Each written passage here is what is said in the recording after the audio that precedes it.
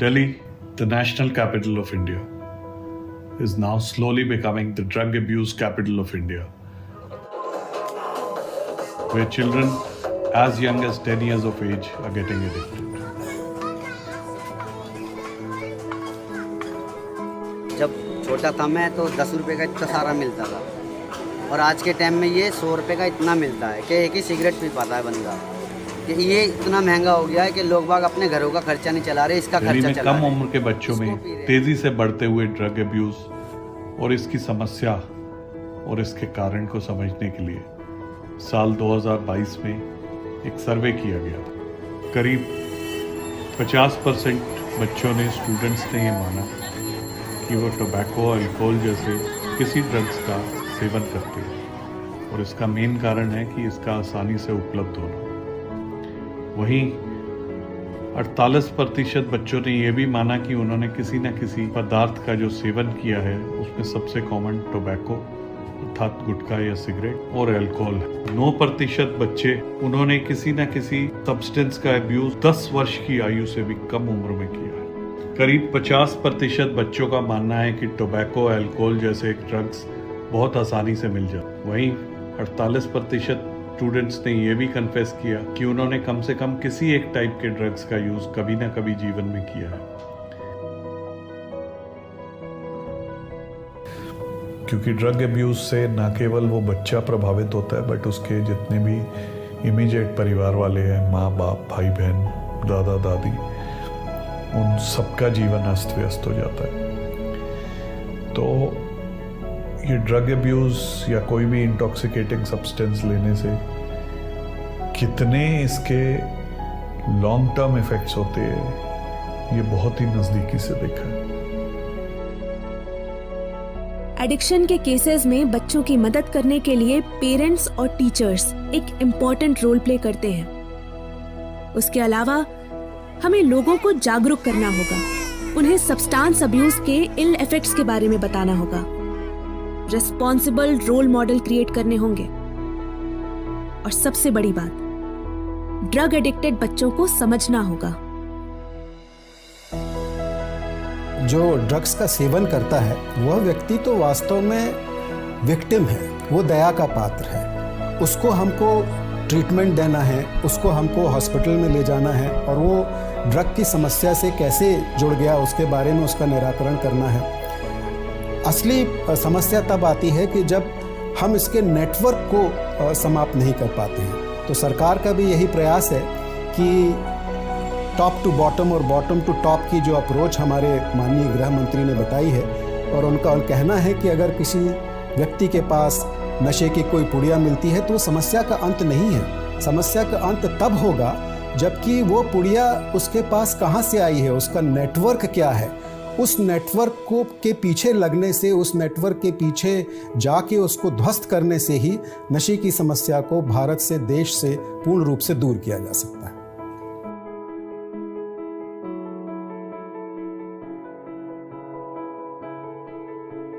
Stairs against drugs एक नया programme, नई इनिशिएटिव जो हम लोग देश के लिए लेकर आए हैं, देश के युवाओं के लिए लेकर आए हैं। हम लोग उसके संबंध में आज एक दूसरे के साथ रूबरू हो रहे हैं और बातचीत कर रहे हैं। स्टेयर्स 1999 में ऐसे ही खेल में मैंने शुरू कर दिया था और इसके बारे में अभी तो पूरा विश्व जानता है। देश की या विश्व की सबसे बड़ी स्पोर्ट्स ब्रॉड बेसिंग और यूथ डेवलपमेंट ऑर्गेनाइजेशन के रूप में इसको जाना जाता है, जिसका मकसद है युवाओं को अलग अलग खेलों से जोड़ना और उन्हें सही दिशा में आगे बढ़ाना। I came to know about this campaign which has been launched against drugs by STAIRS and I thought I should be a part of it. STAIRS stands for Society for Transformation, Inclusion and Recognition through Sports. Here we believe in every child's right to play. And under STAIRS against drug, we believe in Nasha Mukt Bharat. It's a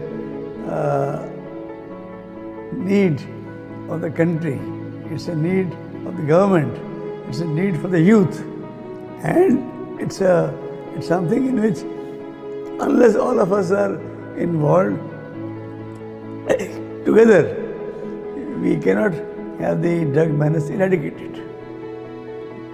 It's not just this generation, we have been seeing this in our generation also, but the kind of a drug availability was very limited that time. So what you would do is that you would just go and smoke. Even if you smoke, you will get to know that your parents have come to know, so you will do something different. Liquor was something which was like a very big thing, which has become a norm now.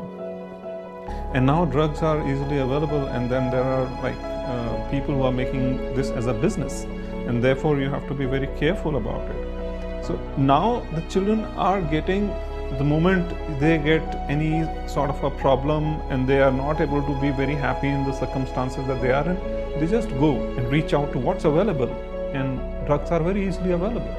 And therefore when they get it, so they get, and the first time that they consume it, and they get a kick which is like, wow, this is great. I mean, I am totally relaxed. I don't have any pain. I've forgotten everything. And he's in a very happy state and he thinks that he has done a great thing. But when it gets repeated, he does the second time or third time, it's not. He doesn't get the same feeling again. And so he needs another.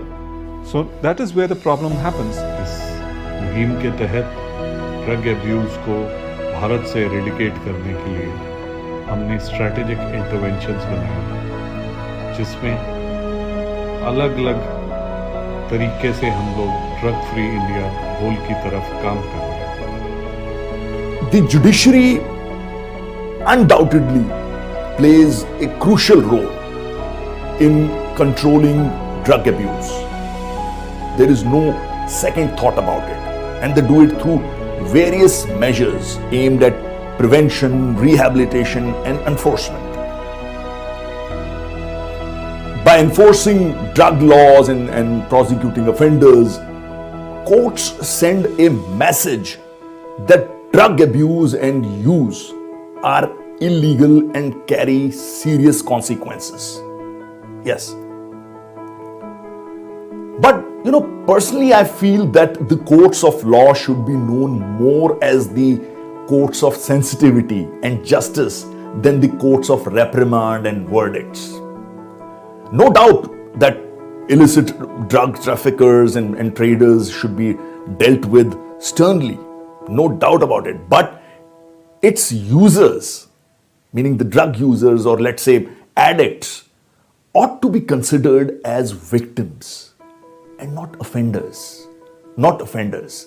They should be sentenced to rehabilitation programs such as drug treatment and counseling. पहला intervention है abuse free school, अर्थात किसी भी प्रकार के पदार्थ से प्रेरित कोई भी बच्चा स्कूल में नहीं होना चाहिए, ना उसको वो उपलब्ध होना चाहिए. इसके तहत हमारा एम है कि ड्रग किसी भी फॉर्म में स्कूल तक ना पहुंचे.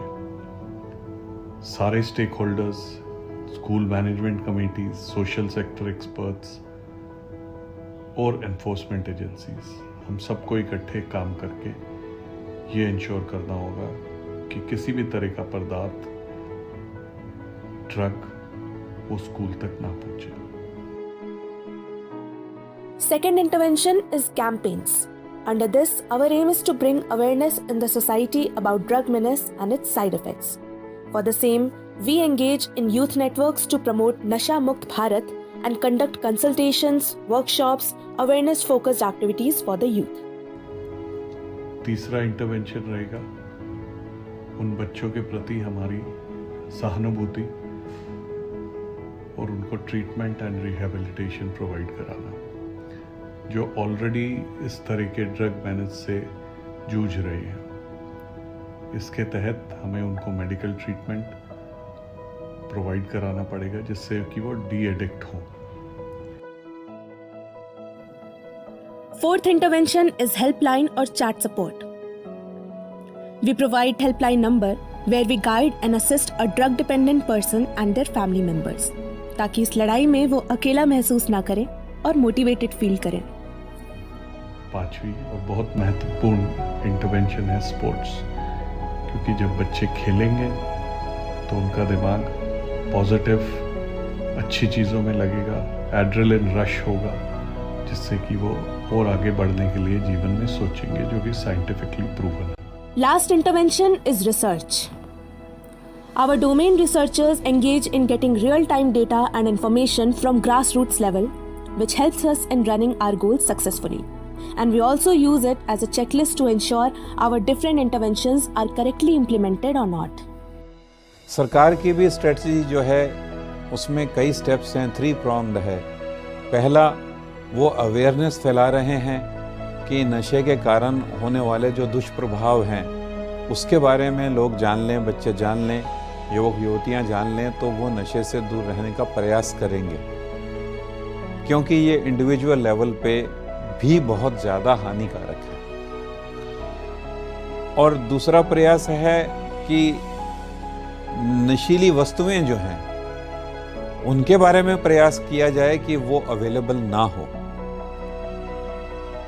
और तीसरा ये है कि अगर नशे की लत लग गई है तो जो एडिक्टेड बच्चे हैं या लोग हैं उनका ट्रीटमेंट किया जाए, और ट्रीटमेंट होने के बाद उनको समाज में जगह दिलाई जाए, उनको रिहेबिलिटेट किया जाए, वो एक अच्छे जॉब या प्रोफेशन में लग सकें और एक नॉर्मल जीवन जी सकें।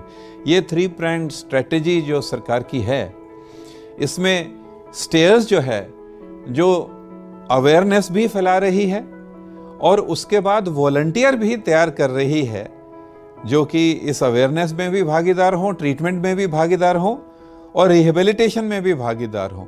तो एक तरह से ये दोनों प्रयास जो हैं, गवर्नमेंट का प्रयास और स्टेयर्स का प्रयास, ये कॉम्प्लीमेंट्री हैं और ये एक दूसरे को बहुत सहायक होंगे नशा मुक्ति के इस अभियान में, ऐसा मैं समझता हूँ। Our aim is to work at the ground level and help the underprivileged kids to stay away from drugs. अनेक चित्त विभ्रांता मोह जाल समावृता प्रसक्ता काम भोग देशु पतंती नरके शुचो। इसके इतने विपरीत अवगुण हैं जिनका परिवार वालों को बहुत प्रताड़ित होकर भुगतना पड़ता है, क्योंकि ड्रग एब्यूज वाले को ये मालूम नहीं चलता कि उसके बाद उनका रिएक्शन क्या है और किस प्रकार वो अपने परिवार के लोगों को, माँ बाप, भाई बहन, बच्चों को या अपने पति पत्नी आपस में प्रताड़ित करते हैं, मारते हैं। Domestic violence is a big outcome of that. और इसके अलावा loss of job, loss of social circle, ये सब आफ्टर इफेक्ट्स होते हैं जिनका हम शायद किसी तरह से एनालिसिस करके उसको स्ट्रक्चरली प्रेजेंट भी नहीं कर सकते। तो इस मेनेंस को दूर करना शायद बाकी चीज़ों से बहुत ज़्यादा ज़रूरी है। And to help them earn a living and pursue sports as a career. To meet the same commitment, we run around 400 sports training centers all over India.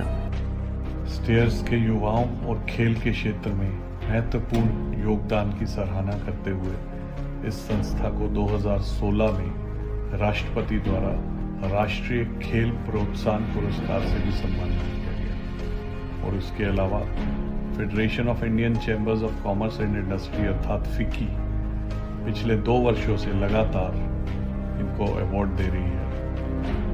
इसके अलावा भी कई नेशनल और इंटरनेशनल अवार्ड स्टेयर्स को अभी तक मिल चुके हैं पिछले 17-18 वर्षों में, जब से इस कार्य में सिद्ध है।